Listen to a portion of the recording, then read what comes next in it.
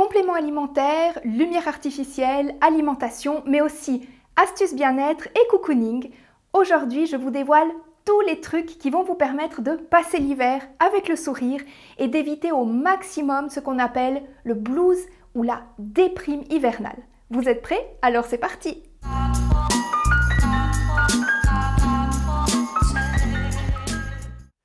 Avant, je souffrais de ce qu'on appelle le blues hivernal, mais ça, c'était avant. Aujourd'hui, vidéo un peu plus longue que d'habitude sur un sujet qui vaut la peine de s'y pencher puisque nous sommes nombreux à se sentir déprimés en hiver, à souffrir de ce qu'on appelle communément blues hivernal. Le nom scientifique donné à cette affection, qui fait partie de la famille des troubles de l'humeur, c'est le TAS, pour troubles affectifs saisonniers. Alors, on va commencer par définir ce terme et les éventuels symptômes que vous pourriez rencontrer afin que vous ayez quelques pistes pour savoir si vous en souffrez. Parce que vous verrez que ce n'est pas simplement une histoire d'aimer ou pas l'hiver ou encore d'aimer ou non le froid. Le brouillard, la neige, la glace et la nature toute grise et tristounette. Petit warning avant de commencer, une dépression pure et dure pourrait passer pour un blues hivernal et vice-versa. Donc, si vous avez des doutes, surtout n'hésitez pas à aller consulter un médecin. Ici, nous parlerons uniquement du TAS, le trouble affectif saisonnier. Bon, déjà, comme son nom l'indique, le blues hivernal sévit en hiver, ou plutôt dès que la luminosité commence à baisser, car c'est un trouble étroitement lié au manque de lumière. Alors, je dis hiver, je pourrais plutôt parler d'une période qui s'étend, on va dire, du mois de novembre au mois de mars. Donc environ 5 mois, suivant si vous vivez dans le sud ou dans le nord. Chacun est plus ou moins sensible au changement de luminosité, mais 10% de la population souffrirait de quelques symptômes, comme par exemple de la fatigue ou une baisse de l'humeur. Et majoritairement, ce sont les femmes, puisque 75% des personnes atteintes de blues hivernal sont des femmes. Les mécanismes, en fait, ils ne sont pas encore vraiment bien définis.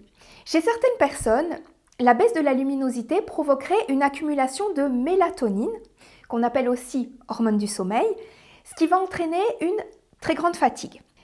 Et les symptômes ressemblent beaucoup à ceux de la dépression, comme la tristesse, un manque d'envie, de motivation, des problèmes de concentration, de mémoire. Lorsque je parle de fatigue, c'est à ne pas confondre avec la clinophilie ou clinomanie, qui est l'obsession de rester couché dans son lit. Ça, c'est quelque chose qu'on voit plus chez les personnes souffrant de dépression. Mais bon, vous l'aurez compris, les symptômes de l'un peuvent passer pour les symptômes de l'autre. Mais il y aurait des symptômes un peu plus spécifiques à la déprime saisonnière. C'est par exemple le besoin de manger des aliments réconfortants, à savoir des aliments gras comme des chips, de la charcuterie, du fromage et j'en passe, ou des aliments gras et sucrés comme du chocolat, des gâteaux, des biscuits, etc. Comme dans les films américains, lorsque vous voyez les personnes déprimées s'envoyer des glaces à la crème, des gâteaux, des cookies, du chocolat, etc. Tous ces produits très gras.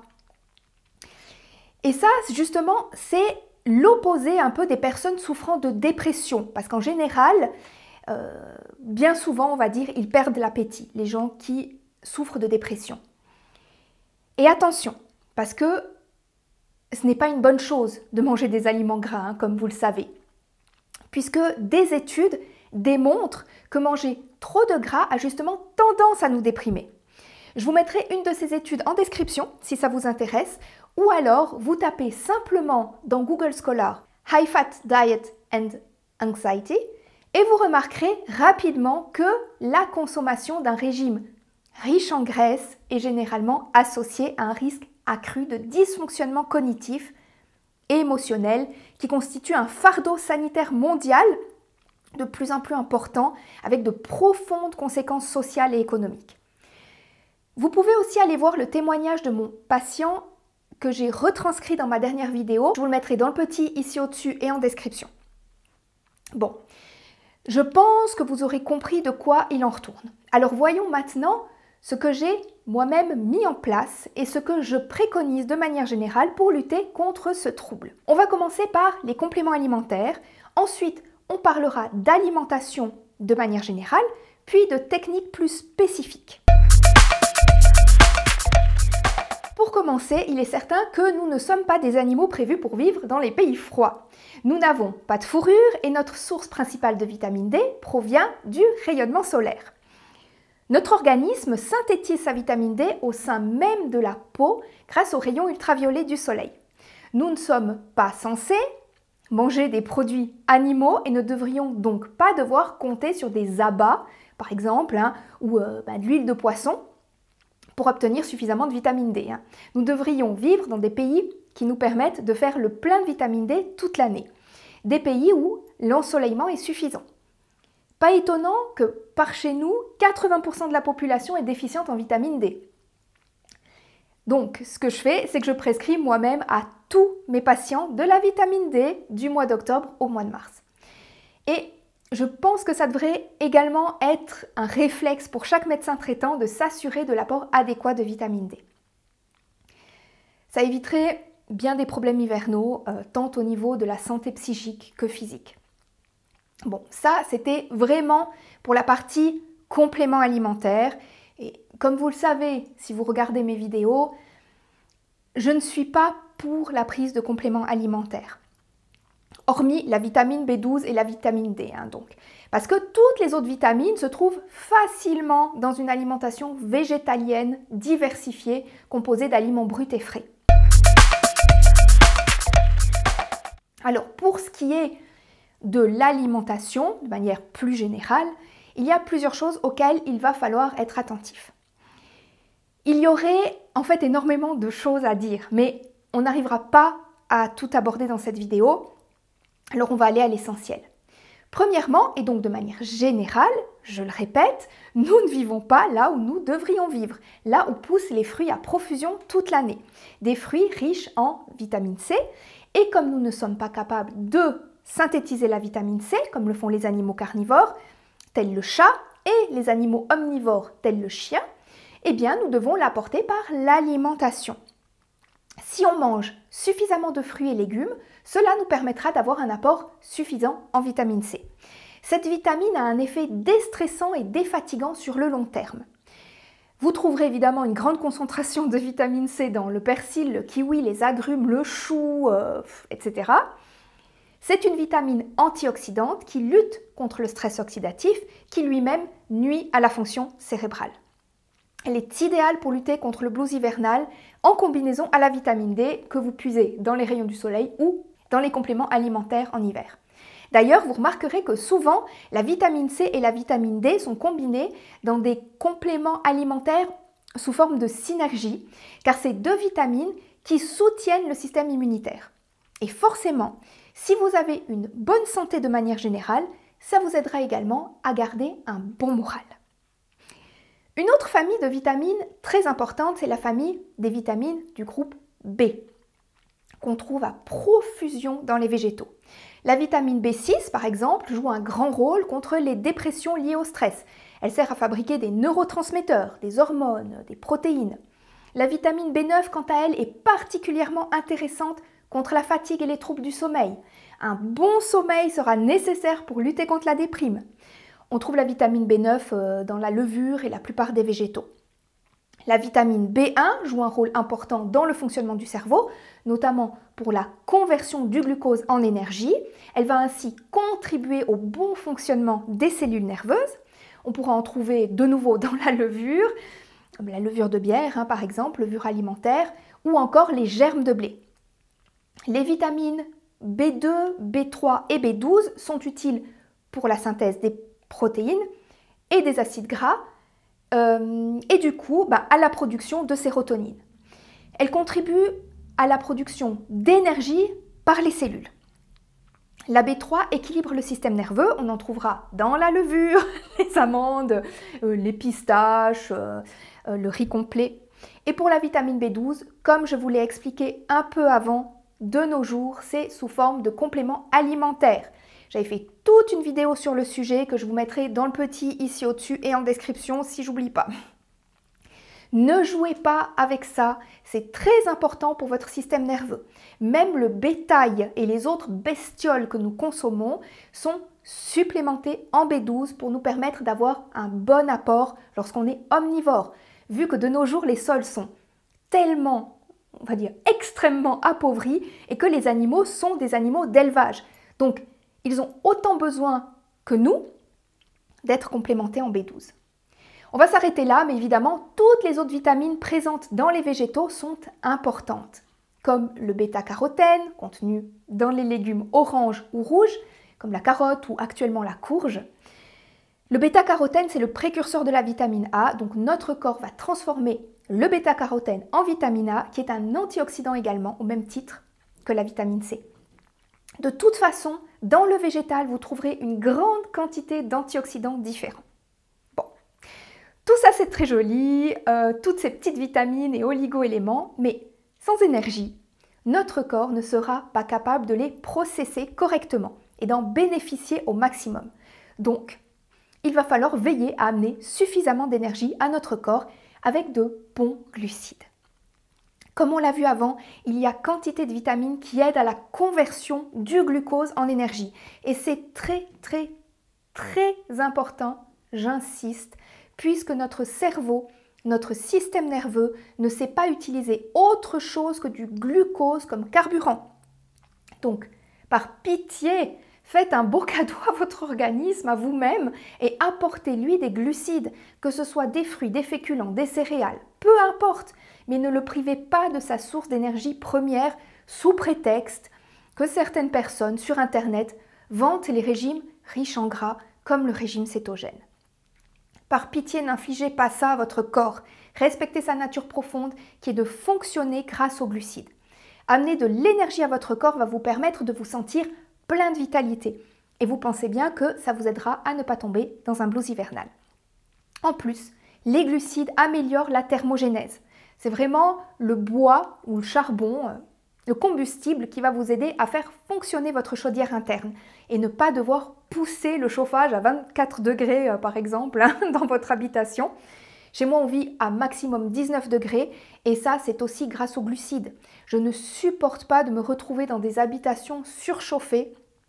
Mais en fait, je remarque que lorsque je suis invitée chez des amis ou dans la famille, que c'est le cas dans bien des foyers. Les gens poussent le radiateur super haut, super chaud et moi, je me sens très mal parce que j'ai toujours chaud vu que je mange suffisamment de glucides. Voilà, ça c'était pour l'alimentation. On passe maintenant aux autres techniques qui sont des techniques pour certaines qui sont éprouvées scientifiquement et pour d'autres, on va dire un peu moins. Mais après, vous ferez votre choix selon vos besoins du moment. Donc, première chose que j'ai découvert lors de mon cursus de thérapeute en nutrition, un de nos professeurs médecins, j'avais énormément de professeurs médecins, ce professeur emportait toujours avec lui sa lampe de luminothérapie. Donc, il nous donnait son cours avec à proximité sa lampe. Ce n'était pas du tout le sujet du cours, parce qu'il nous enseignait certaines pathologies, mais ça nous a intrigués et il nous a simplement expliqué que les études ont prouvé que la luminothérapie est un traitement efficace en cas de troubles affectifs saisonniers. En réalité, la luminothérapie est efficace dans 60% des cas de diagnostic avéré de dépression saisonnière. Ça va compenser le manque de lumière naturelle et détruire la mélatonine en excès dans l'organisme. Les spécialistes recommandent de choisir des lampes assez puissantes. Je ne sais plus exactement, j'ai un peu de la peine avec tout ce qui est électrique, ces valeurs comme ça. Bref, il faut que ce soit les lampes suffisamment puissantes et il faudrait s'exposer chaque matin entre 30 et 45 minutes. En cas de blues hivernal, c'est un traitement qui est vivement recommandé par les médecins car il est efficace et n'entraîne aucun effet secondaire indésirable. Pour ma part, j'ai une lampe qui m'a coûté une centaine de francs, donc une centaine d'euros. Je vais vous la montrer. C'est une lampe de la marque Beurer. Vous la trouvez facilement sur Internet, je pense même sur Amazon, voilà, il n'y a aucun souci. Et vous voyez ici, vous l'allumez. Et puis, il va y avoir un petit compteur ici de minutes. Et vous allez voir combien de minutes vous l'avez utilisé. Bon, je suis désolée, elle est pleine de poussière. Faudrait que je lui donne un petit coup. Ça, c'est le genre de choses, vous savez, qu'on oublie de nettoyer quand on fait le ménage. Voilà, donc elle est assez grande, hein, vous voyez. Mais il en existe des plus petites, des lampes de table que vous pouvez poser sur votre bureau. Par contre, investissez dans une lampe de qualité. La qualité, c'est important. Pas des lampes sur un site chinois ou que sais-je. Hein. Personnellement, je m'expose 45 minutes par jour. En général, lorsque je travaille à l'ordinateur sur les dossiers de mes patients, je place la lampe à 30 cm de moi à peu près et toutes les 10 minutes, je regarde brièvement la lampe en direct pendant quelques secondes. Je fais ça en général dans la matinée ou alors en tout début d'après-midi parce que en fait le soir ça risque de vous empêcher de vous endormir correctement. Bon, dans le même esprit que la lampe, il s'agirait de sortir de la maison hein, afin de s'exposer au maximum à la lumière du jour. Donc dès que possible, et évidemment lorsque le soleil pointe le bout de son nez, parce que ces derniers temps, ces dernières semaines, c'était un peu compliqué, hein, n'est-ce pas? Donc dès que possible, allez vous promener, même si c'est seulement 10 minutes ou un quart d'heure. L'idéal, c'est bien évidemment de s'aérer 30 minutes par jour et de faire une bonne petite marche, mais je sais que ce n'est pas toujours possible et que le froid et le mauvais temps en hiver ne nous aident pas beaucoup. Mais ça vous permettra de profiter de la lumière, de vous oxygéner et de vous dégourdir les jambes. Et si tout d'un coup, il y a un beau soleil et qu'il ne fait pas trop froid, essayez d'exposer vos avant-bras pour synthétiser un peu de vitamine D, hein, c'est toujours ça de prix. Et le dernier conseil, c'est de vous chouchouter. Moi, ce que j'aime bien, c'est lire un bouquin, une tisane chaude, sous un plaid, avec des petites bougies allumées, ou alors de temps en temps prendre un bain, pas trop souvent, mais de temps en temps j'aime bien.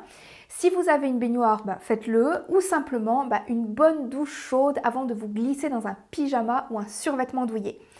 Vous pouvez aussi aller vous faire masser.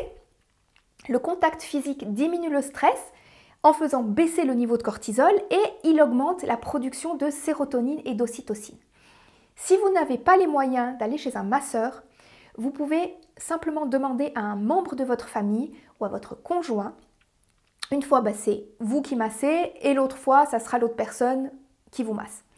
Vous pouvez aussi vous faire des automassages ou vous brosser le corps, vous faire un masque pour le visage, bref. Il y a 1001 façons de vous détendre. Souvent, on se dit qu'on n'a pas le temps. Mais c'est très important de savoir prendre soin de soi. Ça évite d'avoir des problèmes de santé comme des problèmes de dos, par exemple, à cause du stress accumulé. Souvent les femmes, quand on est stressé, je vous dis ça parce que moi ça m'arrive, les femmes ou les hommes, hein, mais je vois qu'en période de stress, là par exemple j'ai énormément de travail, énormément de choses à faire, je vais me tendre, je vais avoir les épaules qui montent un petit peu comme ça, je crispe mes épaules, je crispe mes muscles, et du coup à la fin de la journée, j'ai comme une barre entre les deux épaules. Ça c'est le stress, on va dire, qui s'accumule. Des automassages, des massages, prendre soin de soi, c'est très important. Si vous avez d'autres astuces dont vous aimeriez nous parler, que vous aimeriez nous partager, vous pouvez le faire en commentaire. Et surtout, n'hésitez pas à partager cette vidéo parce que autour de nous, il y a souvent beaucoup de personnes qui souffrent de dépression saisonnière sans même le savoir et qui subissent cet état désagréable chaque hiver. Et vous verrez qu'avec ces quelques astuces, vous allez très facilement en venir à bout dans la plupart des cas. Via Felicia à tous!